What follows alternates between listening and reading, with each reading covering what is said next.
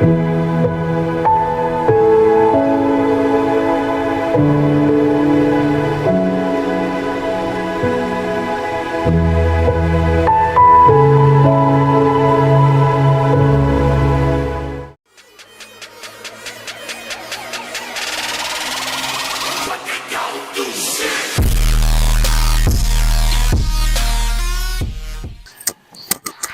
Assalamualaikum warahmatullahi wabarakatuh. Waalaikumsalam warahmatullahi wabarakatuh.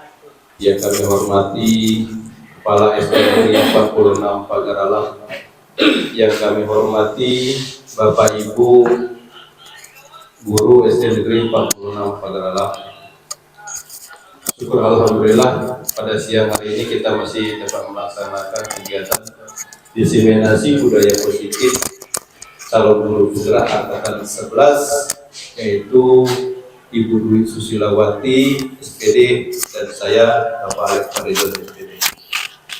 Salawat beserta salam semoga tercurahkan kepada Nabi Muhammad SAW, dan semoga kita yang ada di sini akan menjadi pengikutnya sampai akhir nanti. Amin ya robbal alamin. Bapak Ibu hadirin yang kami hormati, untuk mendapat berkah acara pada siang hari ini, marilah acara ini kita buka dengan sama-sama melakukan lafaz basmalah. Bismillahirrahmanirrahim. Kemudian untuk selanjutnya kata sambutan dari Kepala SD Negeri 46 Pagaralam dalam hal ini akan disampaikan oleh Ibu Rusni Laini. Kami persilahkan.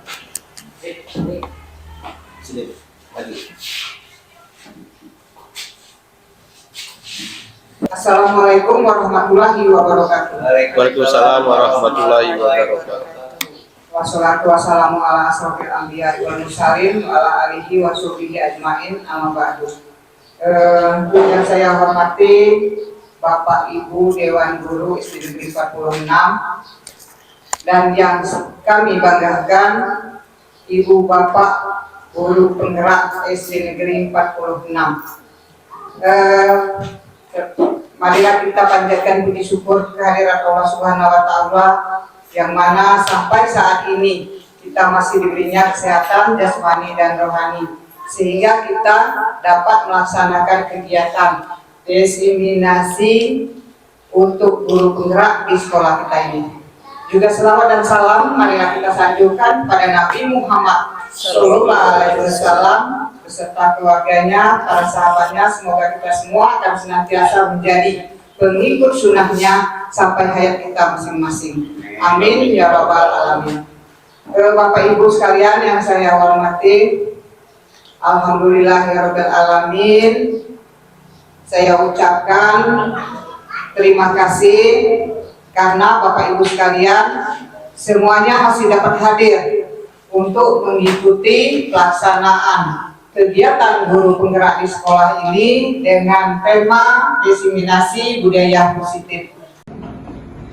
Terima kasih yang disampaikan kepada Ibu Rusni Laini yang telah menyampaikan sambutan mewakili Kepala SD Negeri 46 Pagaralam. Untuk selanjutnya Bapak Ibu yang kami hormati, saya sebagai pemateri yang pertama ini akan menyampaikan diseminasi budaya positif Alex Faridon SPD CGP angkatan 11 SD Negeri 46 Pagaralam. Ini sebelum saya lanjut ke modul atau slide selanjutnya, saya ingin menjelaskan bahwa diseminasi itu adalah suatu penyampaian Bapak Ibu. Jadi yang kami sampaikan hari ini adalah modul yang sebelumnya sudah kami pelajari, baik saya sendiri maupun dari Ibu Dwi Susilawati. Bapak Ibu yang kami hormati, konsep utama budaya positif ini ada beberapa bagian, ada 7 kalau tidak salah. Yang pertama adalah perubahan paradigma belajar, kemudian ada disiplin positif, selanjutnya kebutuhan dasar manusia, motivasi perilaku manusia, posisi kontrol restitusi, keyakinan kelas, dan segitiga restitusi. Untuk selanjutnya yaitu pembelajaran dengan paradigma baru. Ibu, bapak, ibu yang ada di sini pernah melaksanakan pembelajaran? Pernah. Jadi di sini ada paradigma atau pembelajaran dengan paradigma baru. Pembelajaran dengan paradigma baru dirancang berdasarkan prinsip pembelajaran yang berdiferensiasi, sehingga setiap siswa belajar dengan kebutuhan dari tahap perkembangan untuk mewujudkan profil pelajaran Pancasila. Dan ini untuk pembelajaran dengan paradigma baru ini sebenarnya sudah tergambar di kurikulum Merdeka. Kalau boleh tahu Bapak Ibu, kurikulum Merdeka itu ada berapa fase? 3. Fase A, kelas 1, kelas 2. Fase B, kelas 3 dan 4. Fase C. Nah, di mana fase-fase itu disusun berdasarkan paradigma dan kebutuhan dari setiap peserta didik. Jadi untuk kelas 1 dan kelas 2 ini biasanya masih banyak bermain dan mengenal. Kemudian untuk kelas 3 dan kelas 4 ini sudah menjelajah untuk lebih mengetahui lagi lebih dalam. Dan untuk kelas 4 dan kelas 5 dan kelas 6 ini biasanya sudah lebih dari. Dan selanjutnya disiplin positif yang selanjutnya yaitu disiplin berasal dari kata disiplina, ya, artinya belajar. Disiplin mengacu pada disiplin diri yang memiliki tanggung jawab terhadap apa yang dilakukan berdasarkan nilai-nilai yang diyakini. Salah satu tanggung jawab kita sebagai guru apa, Bapak Ibu? Yang sering kita lakukan. Iya, kalau kita PNS, Bapak Ibu ya, di situ ada 5 pacar, berapa itu?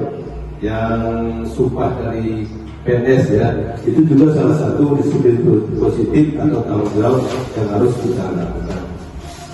Disiplin positif merupakan salah satu cara penerapan disiplin yang bertujuan untuk menumbuhkan kesadaran serta memberdayakan peserta didik tanpa imbalan atau penghargaan atau reward, ancaman ataupun hukuman.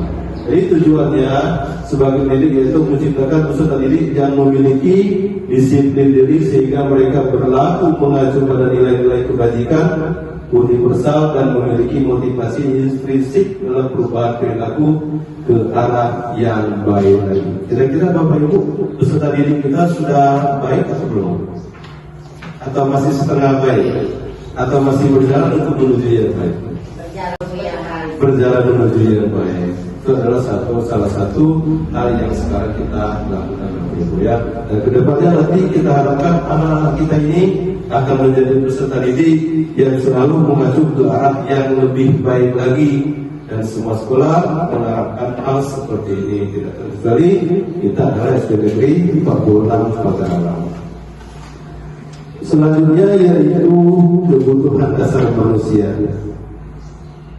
Kebutuhan dasar manusia ini selalu melekat pada diri kita sebagai makhluk yang disebut dengan manusia, Bapak Ibu ya.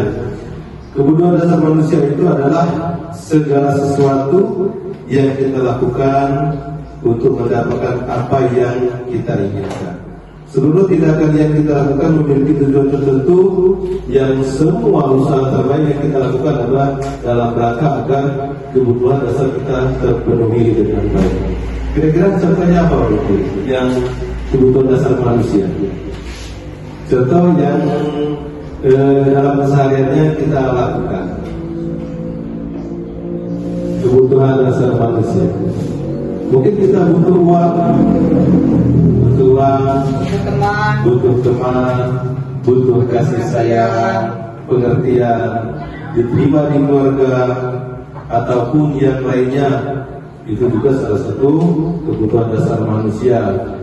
Kalau dari kita lahir dulu, salah satu kebutuhan dasar manusia adalah mendapatkan kasih sayang dan sebagainya. Sampai hari ini, walaupun kita sudah dewasa, berkeluarga, tapi tetap kebutuhan dasar manusia ini selalu melekat dalam diri kita.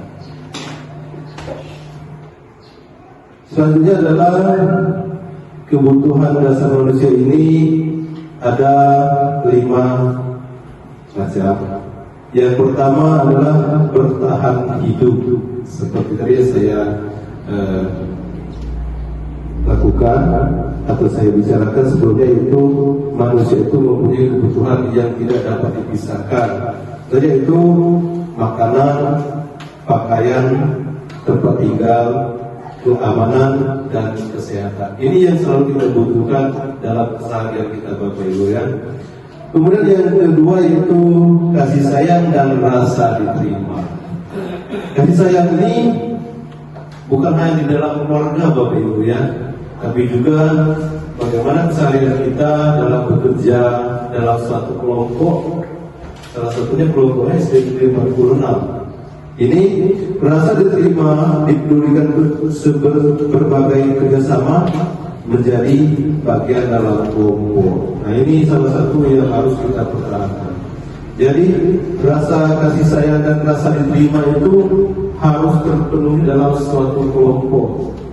Kalaupun ada yang tidak terpenuhi, maka dalam suatu lingkungan itu tidak terjadi iklim yang bagus. Biasanya begitu. Tapi insya Allah untuk SD Negeri 46 kita akan selalu memiliki rasa kasih sayang dan rasa diterima. Amin. Bapak ya. Tentu selanjutnya yaitu penguasaan. Agar ini keinginan untuk dianggap pemimpin berprestasi diakui, didengar. Ini salah satunya contoh Pak Ade ya, yang sudah berprestasi. Apa bu prestasi? Ya, Pak Ade melatih siswa baris berbaris, itu salah satu penguasaan. Dia menguasai keahlian untuk mengatur siswa dalam kegiatan baris berbaris. Bukan hanya Pak Ade, Bapak Ibu ya, tapi banyak juga dari semua guru ini harus memiliki rasa penguasaan. Salah satunya adalah menguasai peserta didik yang kita ajar di kelas. Terus selanjutnya yaitu kebebasan. Jadi setiap manusia yang mandiri memiliki mencoba hal baru, mampu mengendalikan arah dirinya. Biasanya banyak juga guru-guru kita yang memiliki motivasi dan inovasi untuk belajar, Ibu ya, atau mengajarkan sesuatu yang baru untuk siswanya sesuai dengan materi yang akan disampaikan, atau mengajar siswa untuk studi tour atau studi wisata. Itu juga inovasi dan kebebasan kita untuk mengarahkan siswa kita dalam pembelajarannya. Selanjutnya yaitu kesenangan. Ini biasa siswa selalu senang untuk bermain, humor, antusiasme, tertawa, terbahak dan segala macamnya. Ini adalah salah satu kebutuhan dasar manusia. Coba kalau kita lihat manusia yang tidak punya rasa humor, yang tidak mau tertawa, biasanya ada sesuatu yang kurang. Ibu ya, kira-kira ada tidak kita menemui orang yang tidak mau tertawa itu? Ada. Jadi tidak ada Pak Ade ya. Semua orang butuh kebutuhan dasar manusia yaitu kesenangan. Selanjutnya yaitu motivasi perilaku manusia. Ini dilaunching oleh Dian Gosen. Dian Gosen ini adalah salah satu peneliti ya. Dalam bukunya Destructive School Discipline menyatakan ada 3 motivasi perilaku manusia. Ini perilaku yang pertama untuk menghindari ketidaknyamanan atau hukuman. Contohnya begini, kalau anak-anak kita datang pagi-pagi ke sekolah, langsung ambil ember, langsung piket biasanya, ditanya, pagi ini anak datang, nanti kena marah guru ini, nanti kena marah guru itu. Itu salah satu caranya untuk menghindari ketidaknyamanan. Kenapa dia lakukan hal seperti ini? Agar tidak kena marah, karena hukumannya adalah kena marah. Dan banyak lagi hal yang bisa kita lihat dari contoh-contoh dalam keseharian kita di sekolah. Biasanya orang yang memotivasi perilakunya untuk menghindari hukuman atau ketidaknyamanan akan bertanya, apa yang akan terjadi apabila saya tidak melakukannya? Kemudian sebenarnya mereka sedang menghindari permasalahan yang mungkin muncul dan berpengaruh pada mereka secara fisik, psikologis maupun tidak terpenuhinya kebutuhan mereka. Bila mereka tidak melakukan tindakan tersebut, motivasi ini bersifat eksternal.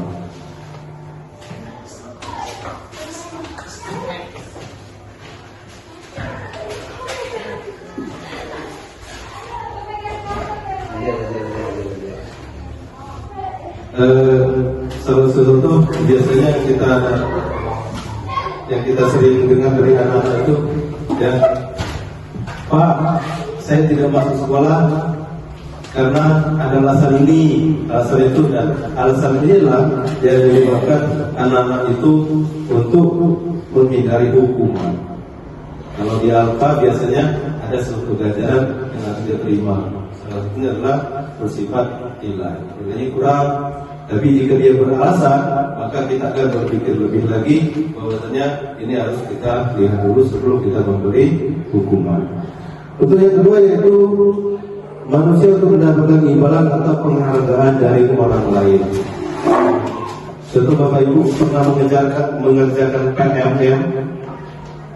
Pernah? Bayangkan bila PMM itu adalah aplikasi yang tidak menghasilkan RHK, Bapak Ibu akan tetap mengerjakan atau tidak? Tetap mengerjakan? Tidak. Kenapa Bapak Ibu?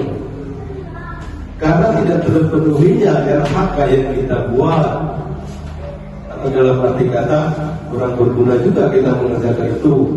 Ya, ini salah satu contohnya, yaitu mengerjakan PMM agar kita bisa memenuhi RHK dalam kepegawaian kita untuk kinerja 1 semester atau 1 bulan Bapak Ibu ya.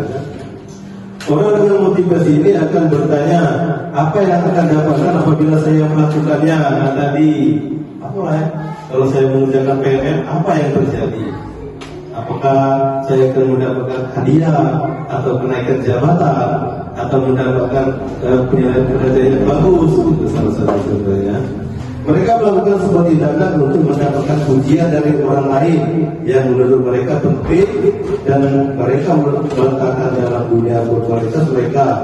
Mereka juga melakukan sesuatu untuk mendapatkan hadiah, pengakuan atau imbalan. Motivasi ini juga bersifat eksternal. Eksternal itu berasal dari luar dirinya sendiri, ya.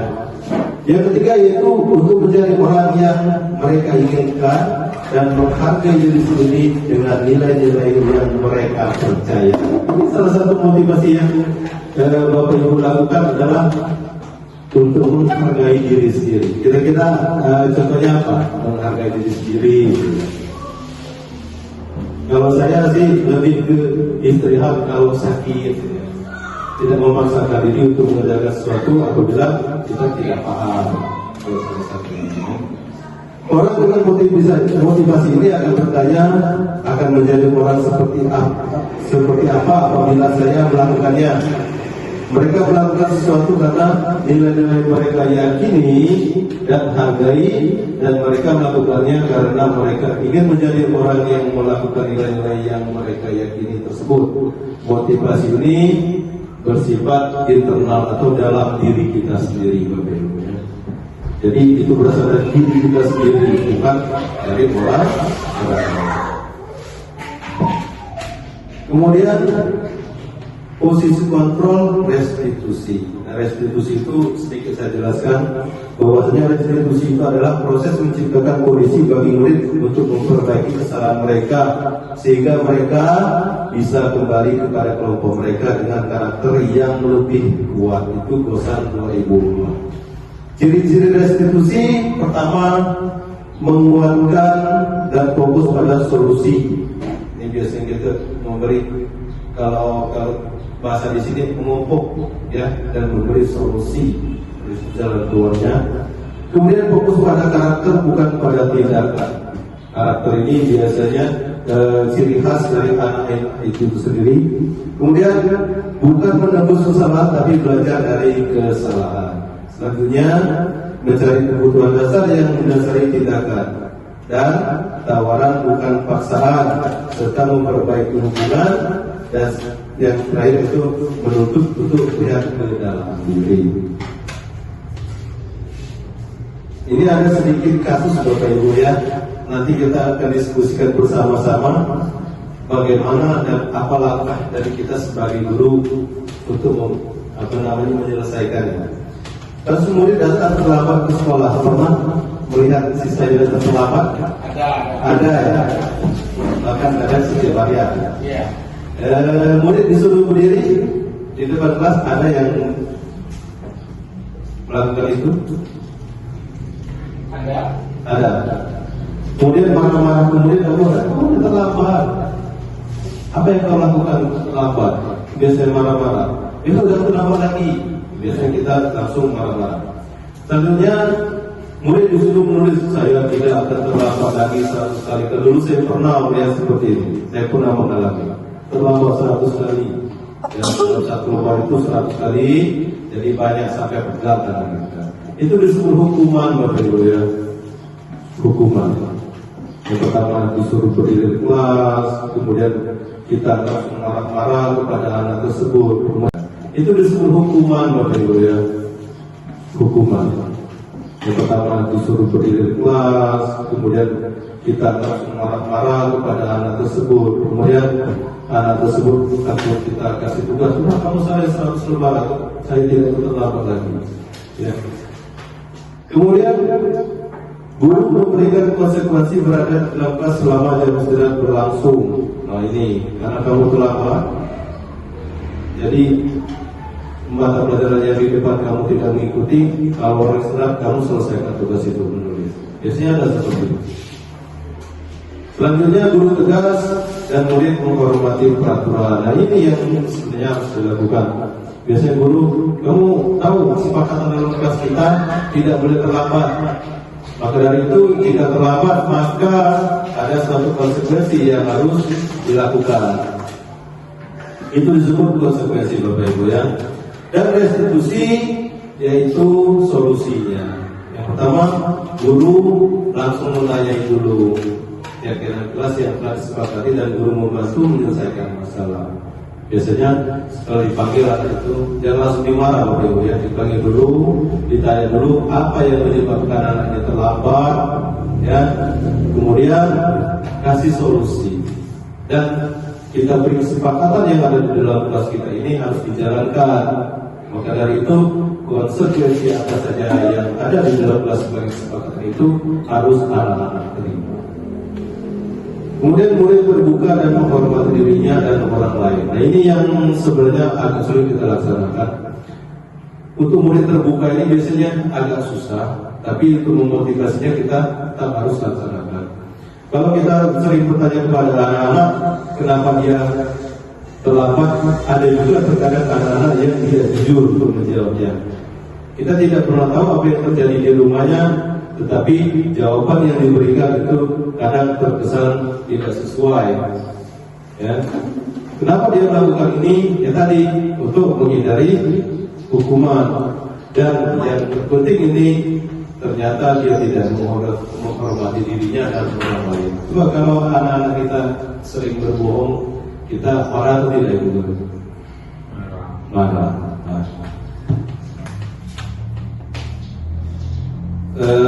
Untuk selanjutnya mungkin kita akan berdiskusi tentang materi-materi yang tadi telah saya sampaikan. Kira-kira kepada Bapak Ibu sekalian ada yang ingin ditanyakan atau saya harus ke slide yang mana yang kurang jelas? Silakan atau bertanya. Kita enjoy saja Bapak Ibu ya. Silakan yang ingin bertanya angkat tangan. Nanti perkenalkan siapa namanya.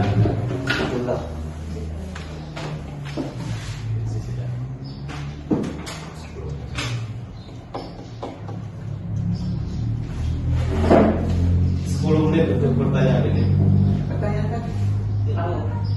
Yang pertama yang ini tadi. sudah. Angkat tangan saya bertanya. Halo, Bapak narasumber. Ya. sebentar Ibu ya.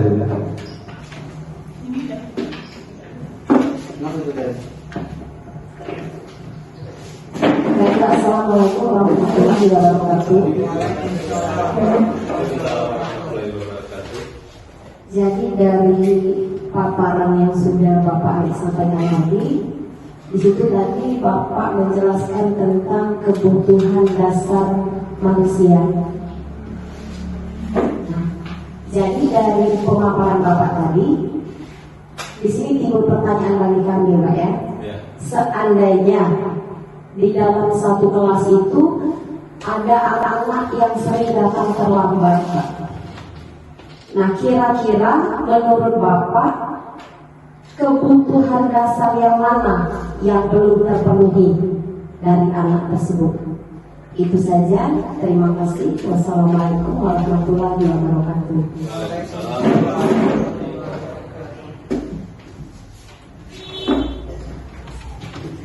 Ya, langsung kita jawab Ibu ya.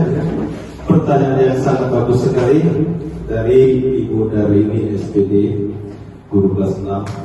Ya, jadi untuk yang anak-anak sering terlambat ini memang sering kita temui dalam pembelajaran kita sehari-hari.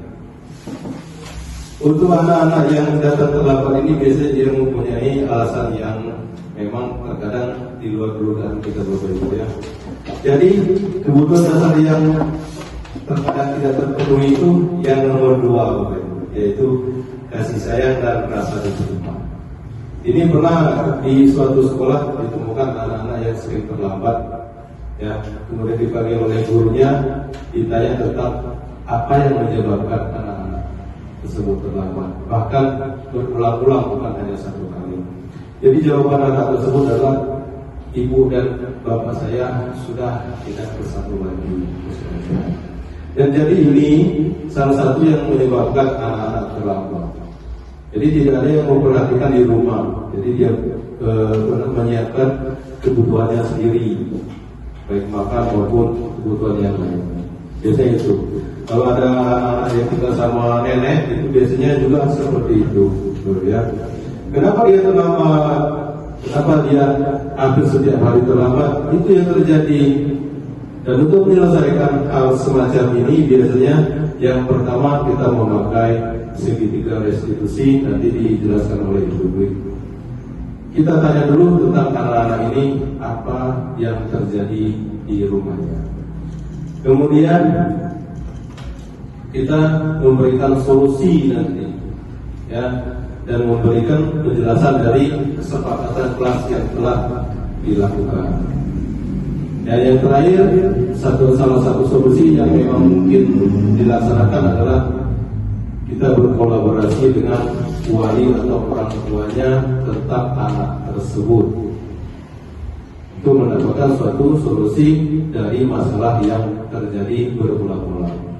Jadi hal ini juga yang direkomendasikan untuk permasalahan seperti itu. Ya, kira-kira begitu Ibu dari ini ya. Ada lagi kira-kira yang ingin bertanya? Cukup. Yang lain? Lagi? Pak Rizal?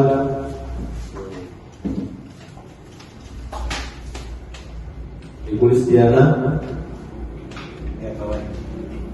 Ibu Asura? Ibu Asnasi Matupang? Ibu Rusmila ini? Cukup. Ini juga berhubungan dengan kepala sekolah juga. Biasanya kalau anak-anak yang nakal sering melihat anak-anak berkelahi, sering ya. Pernah tidak dibawa ke kantor? Pernah. Terus dihadapkan dengan kepala sekolah. Kira-kira kalau misalnya suatu kejadian seperti ini, itu kebutuhan dasar manusia yang mana yang belum terpenuhi? Anak-anak berkelahi, hampir setiap hari berkelahi misalnya. Itu kebutuhan dasar mana yang tidak terpenuhi? Kasih sayang. Ya bisa juga kasih sayang. Biasanya di rumah tidak ada orang yang menyayangi, jadi di sekolah dia mencari-cari agar diperhatikan oleh guru. Salah satunya dengan berkelahi. Mungkin coret sedikit temannya sudah tersinggung berkelahi. Salah satunya dengan berkelahi. Mungkin coret sedikit temannya sudah tersinggung berkelahi. Ada lagi selain kasih sayang itu. Gimana itu sebenarnya? Ada 5. Iya, kebebasan. Kebebasan. Kalau di rumah mungkin ada sering terjadi dan ada satu masalah tentang anak-anak yang berkelahi di sekolah. Pasti panggil orang tuanya, di rumah ini anak-anak saya baik semua Bu, Pak. Tapi kalau di sekolah dia sering berkelahi. Karena apa? Di rumah orang tuanya serba tidak boleh. Ini tidak boleh, ini tidak boleh. Kamu jangan seperti ini, kamu jangan seperti itu. Seolah-olah orang tuanya menjudge atau menghukum dia dalam suatu tindakan. Dan seharusnya yang kita lakukan sebagai orang tua adalah memenuhi kebutuhan anak tersebut dengan memperhatikan kebutuhannya baik di lingkungan keluarga maupun lingkungan sekolah. Ya. Kesenangan juga bisa. Biasanya anak ini ada yang senang jahil. Kalau sehari tidak jahil itu ada yang kurang. Ya, itulah namanya siswa dan anak-anak di sekolah SD. Ada lagi sebelum saya tutup. Yang termasuk kurangnya penguasaan diri. Ya, kurangnya penguasaan diri. Kalau penguasaan diri itu Ibu Asnan ya, namanya adalah faktor internal. Ya, faktor internal ini sebenarnya bisa kita bisa kita tingkatkan lagi dengan memahami beberapa modul atau pembelajaran yang memang ke arah situ ya, untuk sekedar menguatkan prinsip-prinsip yang selama ini kita punya. Misal dalam hal anak-anak yang nakal itu, seharusnya yang pertama kita lakukan adalah jangan dulu langsung marah-marah, tapi panggil dulu anaknya, kemudian cari masalahnya. Setelah dapat masalahnya, baru timbul apa solusinya. Itu salah satunya. Itu juga harus dipelajari oleh kita semua, termasuk kami juga yang ada di depan sini. Ada lagi Bapak Ibu sekalian? Cukup? Pas. Alhamdulillah. Itu saja Bapak Ibu hadirin yang kami hormati. Sekedar materi yang pertama dari saya, Arif Farizon. Lebih dan kurang saya mohon maaf, nanti dilanjutkan oleh Ibu Dwi Susilawati. Wassalamualaikum warahmatullahi wabarakatuh.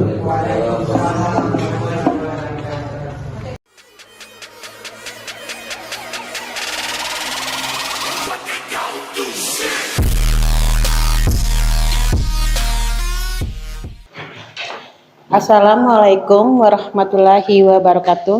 Waalaikumsalam warahmatullahi wabarakatuh. Terima kasih Bapak Ibu sudah meluangkan waktunya untuk berkumpul di sini. Bagaimana? Masih semangat? Semangat. Ya, alhamdulillah, terima kasih. Nah, sebelumnya saya akan menyampaikan tujuan kami berdiri di sini, yaitu untuk membuat aksi nyata modul 1.4 mengenai budaya positif. Di sini kami bukan menggurui, tapi sharing dengan Bapak Ibu untuk belajar tentang budaya positif, di mana kami sudah mempelajari sebelumnya. Jadi kami paham, bukan karena kami pintar ataupun bagaimana, tapi kami sudah mendahului mempelajari modul ini. Jadi di sini kami diperintahkan untuk mendiseminasikan ke Bapak Ibu guru agar bisa kita terapkan di sekolahan kita. Agar lebih semangat lagi, kalau seandainya saya bertanya apa kabar, bisa dijawab alhamdulillah luar biasa. Bisa Bapak Ibu? Bisa. Oke, terima kasih. Apa kabar Bapak Ibu? Alhamdulillah luar biasa. Alhamdulillah luar biasa. Allahu Akbar. Tadi sudah dipaparkan oleh Pak Alek, yaitu tentang diseminasi. Diseminasi tadi sudah disampaikan, yaitu penyampaian materi. Nah, perkenalkan saya Dwi Susilawati, CGP Angkatan 11. Mohon doanya semoga CGB ini, kegiatan ini bisa kami jalankan dengan baik sampai selesai dan mendapatkan nilai yang memuaskan. Amin ya rabbal alamin. Tadi sudah disampaikan selintas dengan Pak Alek, yaitu konsep utama budaya positif. Ada 6 yang kita bahas hari ini, yaitu perubahan paradigma belajar, disiplin positif, kebutuhan dasar manusia, motivasi perilaku, posisi kontrol restitusi, keyakinan kelas, dan juga yang terakhir nanti kita akan bahas tentang segitiga restitusi. Mungkin ada bahasa-bahasa atau kalimat-kalimat yang masih asing bagi Ibu. Padahal di sini sudah semua kita jalankan di sekolahan kita. Terutama tentang posisi kontrol restitusi. Yaitu bagaimana cara kita menyikapi anak-anak dalam menghadapi tingkah laku mereka. Seperti kasus-kasus yang kita hadapi yang dilakukan oleh anak-anak, misalnya berkelahi atau sekedar mengambil jajan temannya atau mengambil bekal temannya. Nah, di sana nanti kita pelajari cara kita mengontrol diri untuk menyelesaikan masalah dari kasus anak-anak kita. Tadi sudah dibahas tentang kebutuhan dasar manusia, saya bahas sedikit ya Bu ya. Kebutuhan dasar manusia adalah segala sesuatu yang kita lakukan untuk mendapatkan apa yang kita inginkan. Seluruh tindakan yang kita lakukan memiliki tujuan tertentu, yang semua usaha terbaik yang kita lakukan adalah dalam rangka agar kebutuhan dasar kita terpenuhi dengan baik. Kebutuhan tadi ada 5. Coba sekarang, siapa yang masih ingat yang sudah dipaparkan dengan Pak Alek tadi? Kebutuhannya tadi ada 5, sebutkan. Yang pertama bertahan hidup. Ya, bertahan hidup. Terus? Kasih sayang dan rasa diterima. Kasih sayang dan rasa diterima. Terus apa lagi? Penguasaan. Penguasaan. Terus? Kebebasan. Terus? Dan kesenangan. Nah, tadi kan kita bahas secara universal atau berdasarkan kita sebagai guru. Nanti saya akan lebih detail lagi berdasarkan kebutuhan murid. Di sana bertahan hidup, kasih sayang dan rasa diterima, penguasaan, kebebasan, kesenangan. Nanti kita bahas mengenai perilaku siswa. Karena mungkin tindakan siswa itu ada sesuatu kebutuhan yang belum dia terpenuhi baik di sekolah maupun di rumah.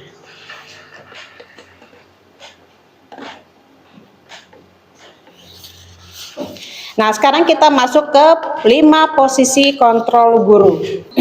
Baiklah, kita lanjut lagi. Itu adalah contoh penerapan 5 posisi kontrol kasus murid. Contohnya misalnya murid tidak memakai atribut lengkap saat upacara. Apakah pernah kita temui murid kita seperti itu? Ya, pernah. Kira-kira tindakan apa yang kalian lakukan? Misalnya contoh Pak Ade? Kalau saya, Ibu Dwi, saya pisahkan dari barisan anak-anak sudah lengkap. Pisahkan, memisahkan antara murid yang tidak memakai atribut dengan yang memakai atribut lengkap. Bagaimana kalau yang lain? Ya, dikasih peringatan. Dikasih peringatan. Kemudian apa penyebabnya? Ditanya apa penyebabnya. Ya. Kira-kira yang lain seperti apa? Sama ya. Ya, Nah, sama. jadi sebelum kita ke menyikapi tindakan Pak Ade tadi, di sana ada posisi kontrol, ada 5, yaitu yang pertama penghukum, pembuat rasa bersalah, teman, pemantau, dan juga manajer. Yang dilakukan sama Pak Ade tadi yaitu apabila ada siswa yang tidak memakai atribut, maka akan memisahkan siswa dengan yang lengkap dan juga tidak lengkap. Itu termasuk penghukum. Nah, jadi posisi Pak Ade tadi adalah yaitu sebagai penghukum. Ya.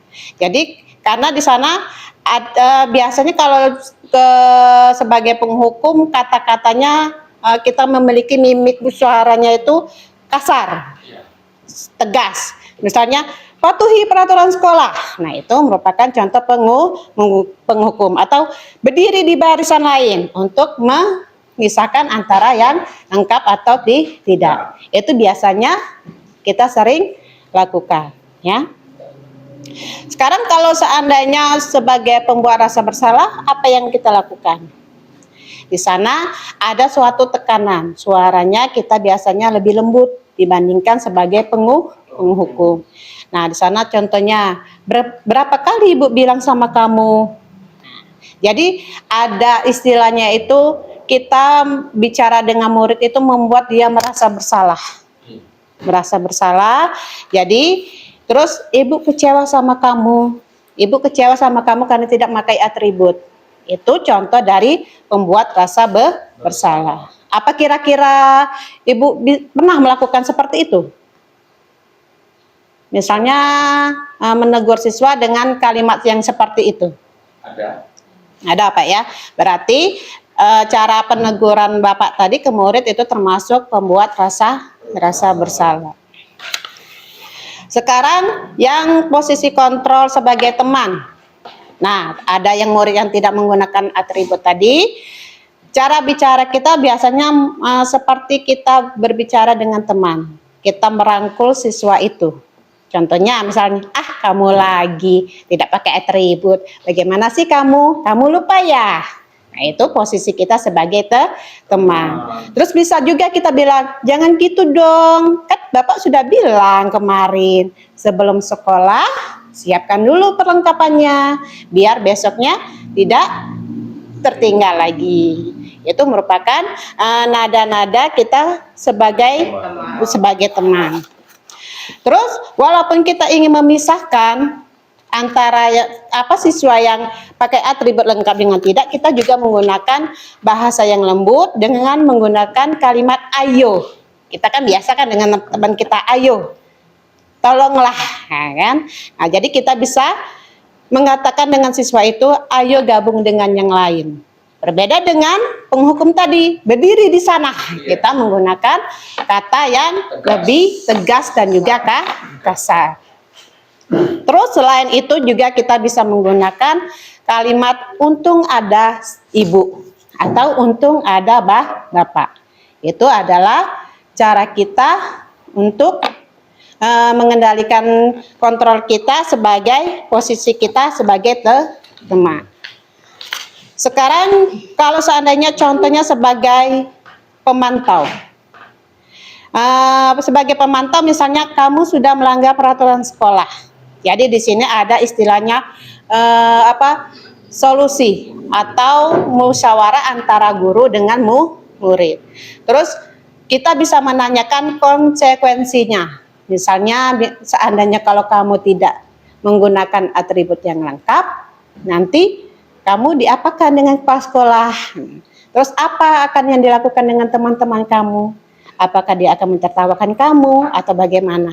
Itu adalah sebagai pemantau. Pemantau itu bisa dikatakan kita sebagai guru adalah mengawasi, ya, mengawasi murid agar tidak melakukan hal kesalahan lagi. Terus bisa juga kita menanyakan pada murid itu, nanti saya cek kerjakan apa yang harus kamu lakukan. Jadi di pemantau ini ada suatu solusi. Bagaimana agar murid itu tidak mengulangi kesalahannya kembali. Nah, itu merupakan contoh dari kontrol guru sebagai pemantau. Yang terakhir yaitu manajer. Jadi dalam manajer itu biasanya kalimatnya lebih lembut dan agar dapat meyakinkan siswa agar dia mengetahui kesalahannya.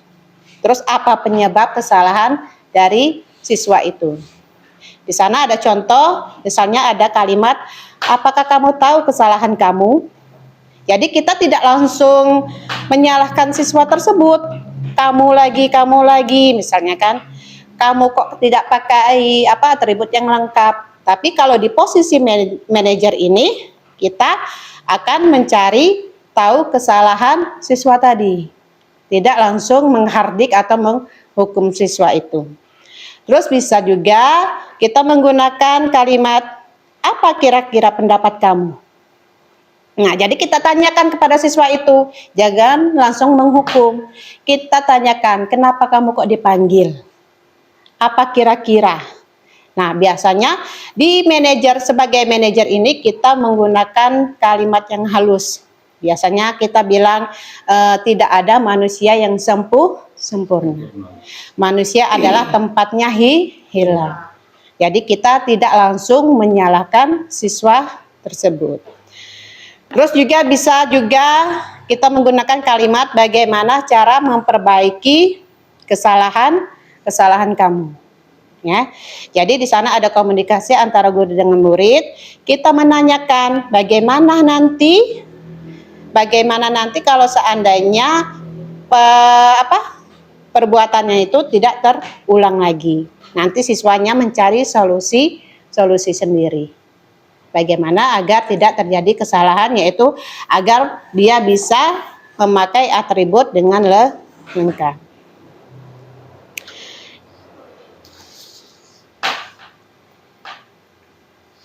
Nah, sekarang kita masuk ke keyakinan kelas. Keyakinan kelas atau kesepakatan kelas. Sebelum keyakinan kelas atau kesepakatan kelas, apakah ada yang bisa ditanyakan tentang posisi kontrol guru tadi? Ya, silakan yang ingin bertanya. Apabila ada yang mau bertanya?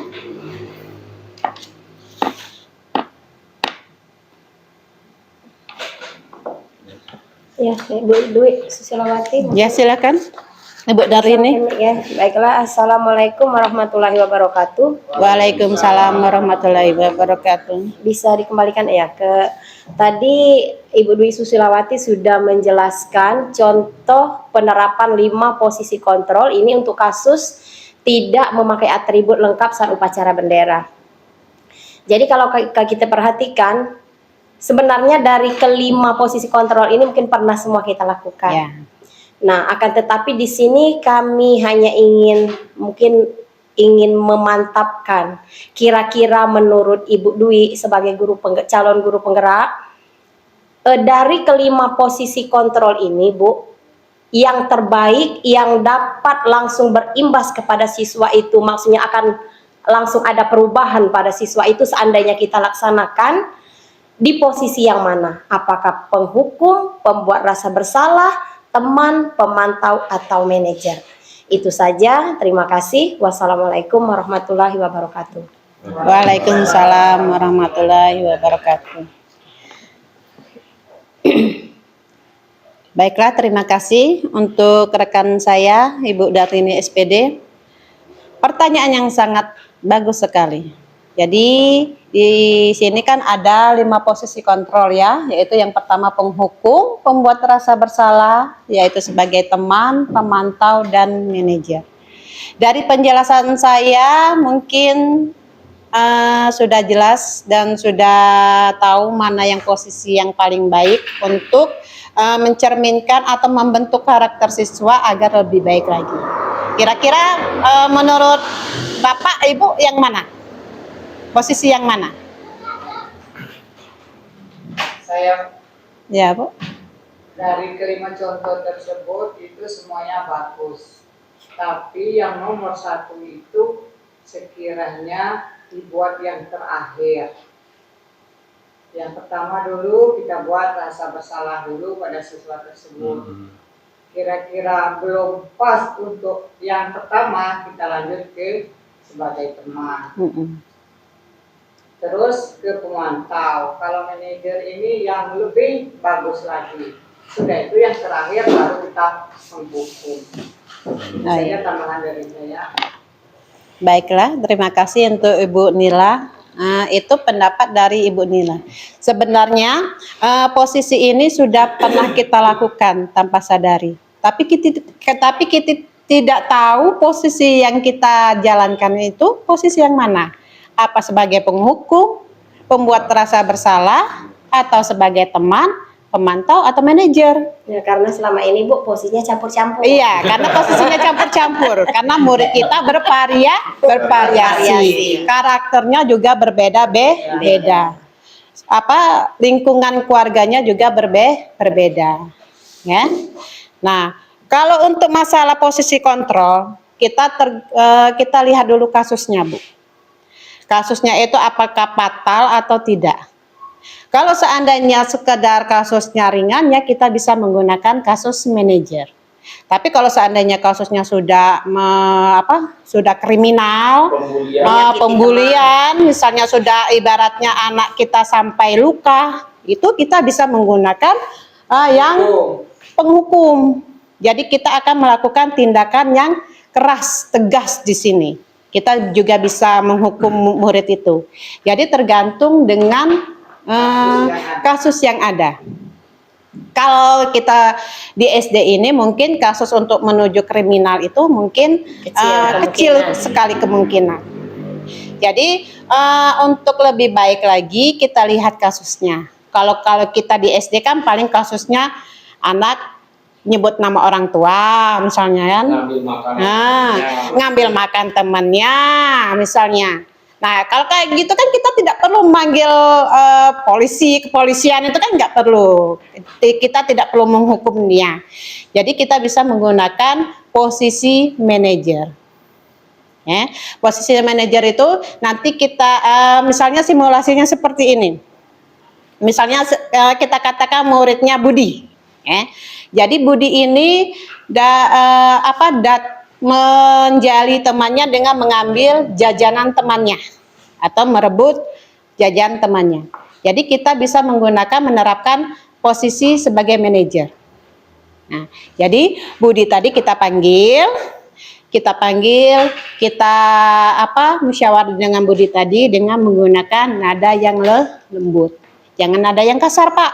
Nanti dia takut, nanti dia tidak mau berterus terang.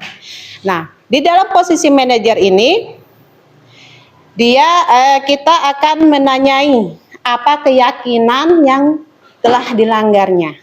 Misalnya kita suruh duduk Budinya, terus kita tanyai, Budi, kamu tadi mengambil makanan teman kamu ya? Pasti Budi akan menjawab, iya Bu. Terus kita tanya kepada Budi, kenapa kok kamu mengambil makanan teman kamu? Mungkin, nah kita kembali ke kebutuhan dasar manusia tadi. Mungkin ada kebutuhan yang tidak terpenuhi. Ya. Terus sudah ditanyakan, terus kita tanyakan apa keyakinan atau kesepakatan kelas yang sudah kamu langgar. Nah nanti kan di dalam kelas kita itu kan biasanya ada kesepakatan-kesepakatan yang harus kita sepakati. Misalnya seperti kelas Ibu Darlini kelas 6, kesepakatan di kelasnya harus apa? Atribut harus lengkap. Atribut harus lengkap misalnya. Terus menjaga Tidak boleh datang terlambat. tidak boleh datang terlambat. Terus jaga kebersihan kelas. Terus menghormati guru, menghormati teman. Nah, dari kesepakatan kelas itu kita tanyakan ke Budi. Kesepakatan apakah yang dia telah langgar? Dengan merebut makanan temannya tadi, berarti kesepakatan apa yang dia langgar? Yaitu menghormati teman. Setelah dia sadar kesepakatan yang dia langgar yaitu tidak menghormati teman, terus kita tanyakan solusi apa yang harus dilakukan sama Budi agar tidak terjadi lagi.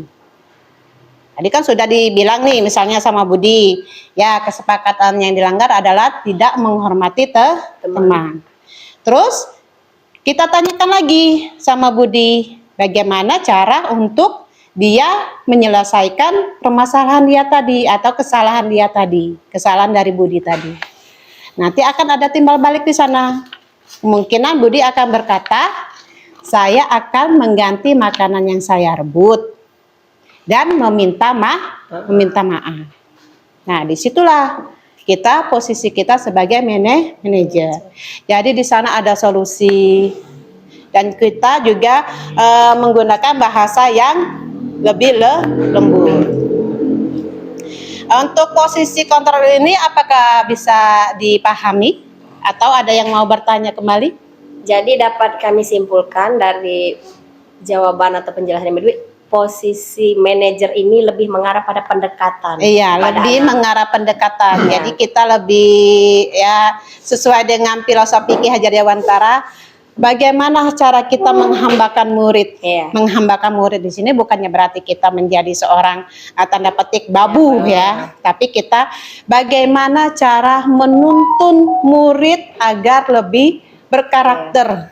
Terutama kita memposisikan murid sesuai dengan kurikulum kita sekarang, profil pelajar Pancasila.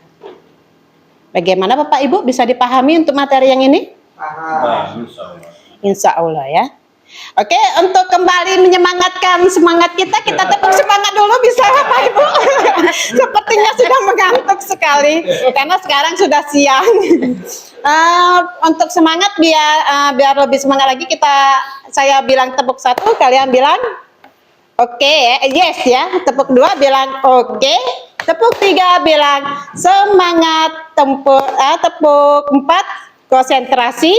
Tepuk 5 siap belajar. Bisa? Oke, biar lebih ulang sekali.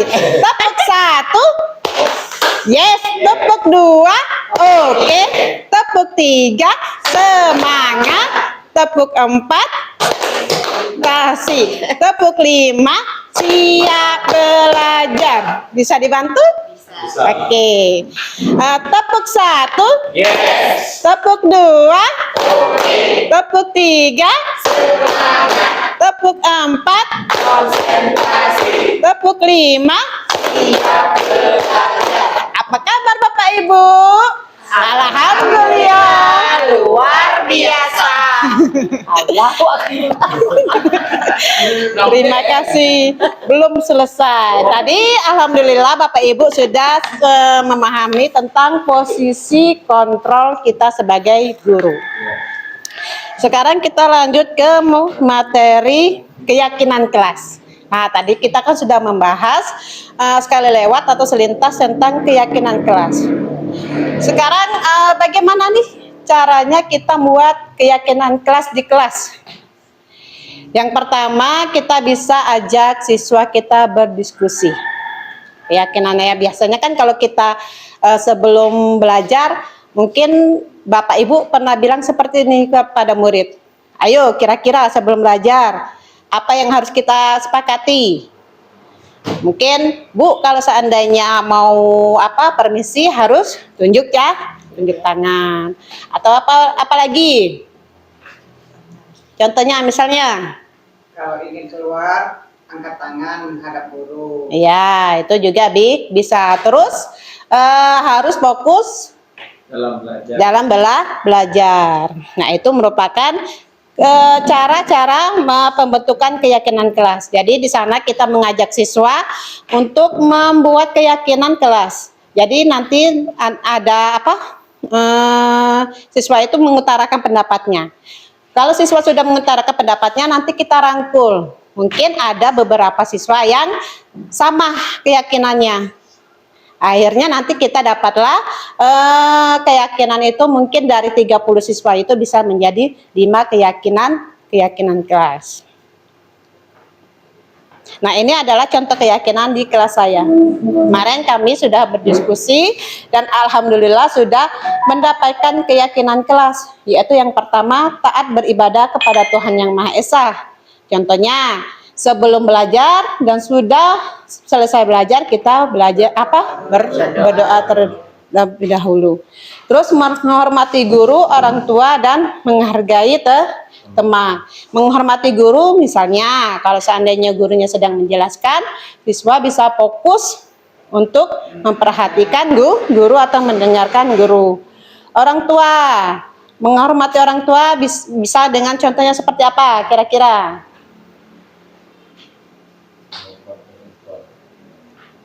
Meminta izin apabila mau pergi. Ya, meminta izin apabila mau pergi. Kalau anaknya yang masih kecil, kira-kira seperti apa contohnya, Ibu?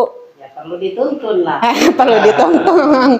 Terus menghargai teman. Seperti kita contohkan tadi, tidak boleh kasus yang sebelumnya tidak boleh mengambil jajanan temannya, tapi bisa dengan meminta ya.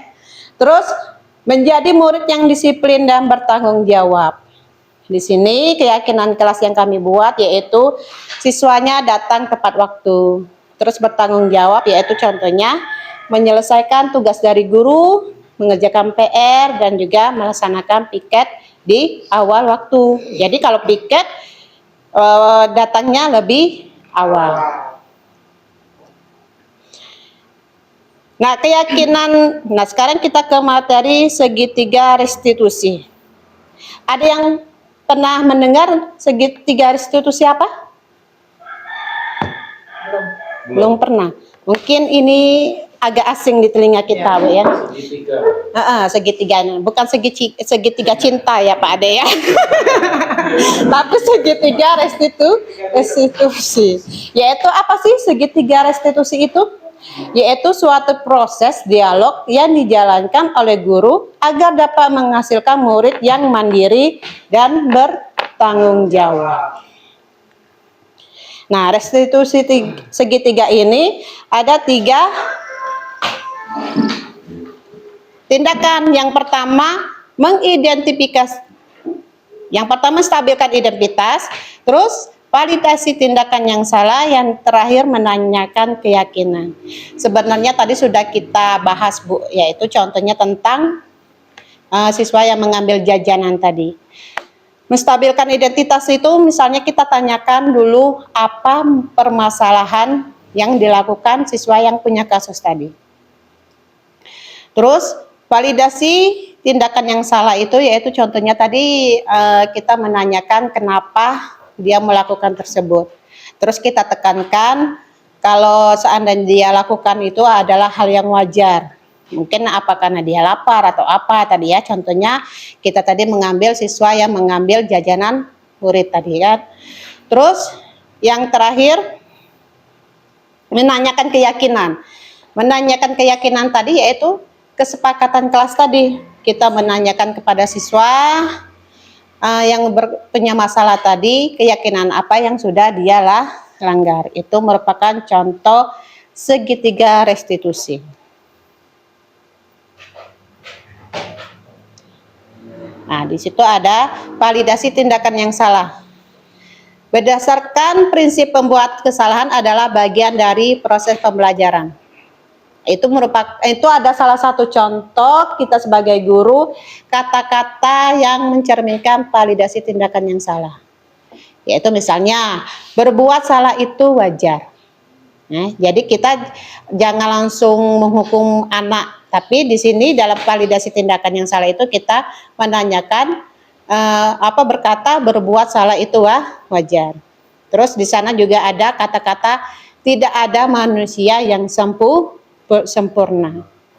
Terus juga bisa kita katakan kepada anak itu ibu atau bapak juga pernah melakukan itu. Bisa juga ibu bapak tidak mau mencari siapa yang salah. Terus kamu berhak merasa begitu.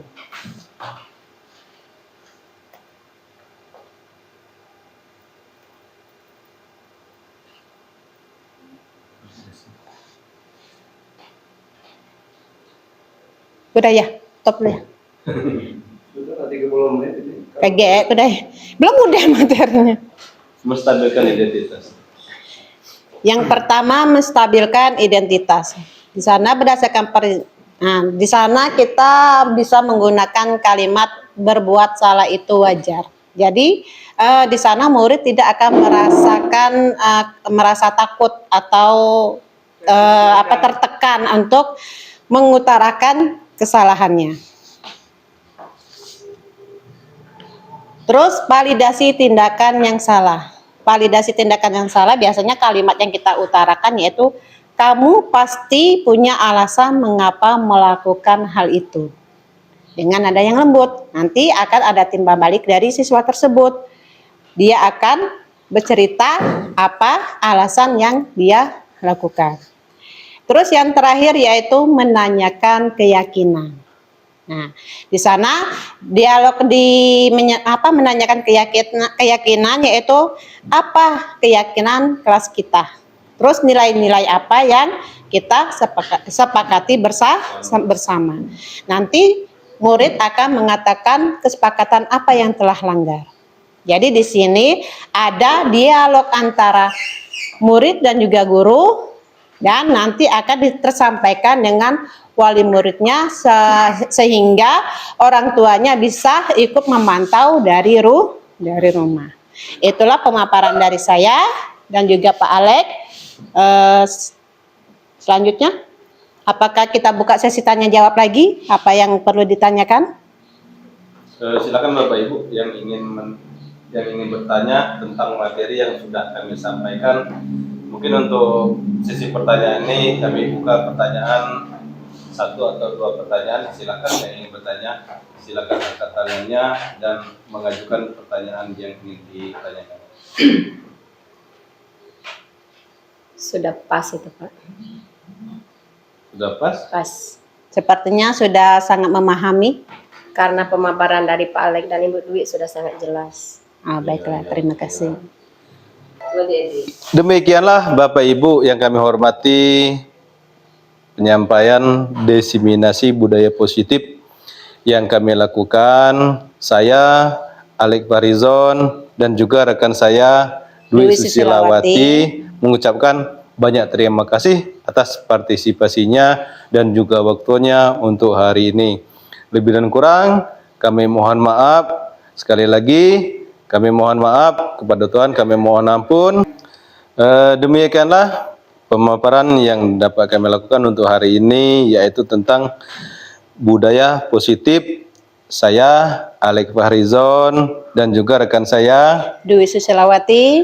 Semoga apa yang kami paparkan hari ini bermanfaat untuk kita semua. Salam bahagia, tergerak, bergerak, dan menggerakkan. Wassalamualaikum warahmatullahi wabarakatuh.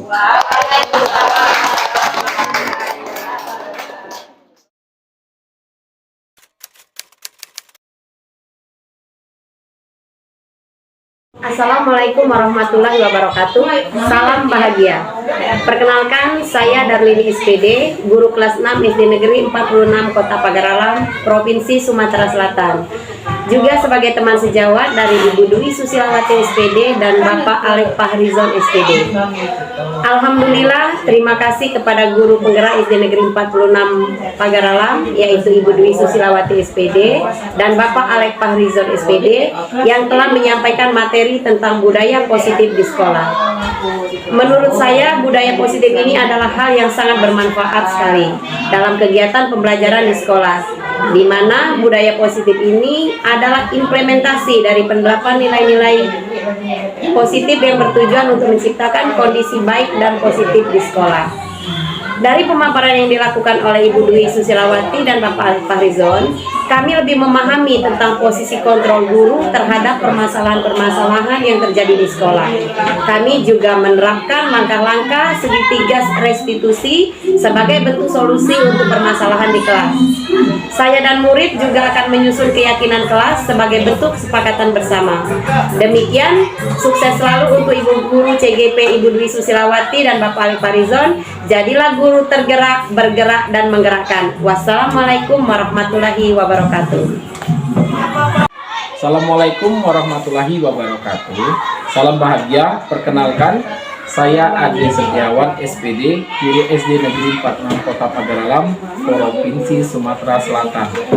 Alhamdulillah, suatu hal yang membanggakan kepada calon guru penggerak SD Negeri 46 Pagaralam, yaitu Ibu Dwi Susilawati SPD dan Bapak Alek Fahrizon SPD yang telah menyampaikan materi tentang budaya positif atau diseminasi budaya positif di sekolah. Menurut saya, budaya positif ini adalah hal yang sangat bermanfaat sekali dalam kegiatan belajar di sekolah, di mana budaya positif ini adalah implementasi dari penerapan nilai-nilai positif yang bertujuan untuk menciptakan kondisi yang baik, kondisi yang positif di sekolah.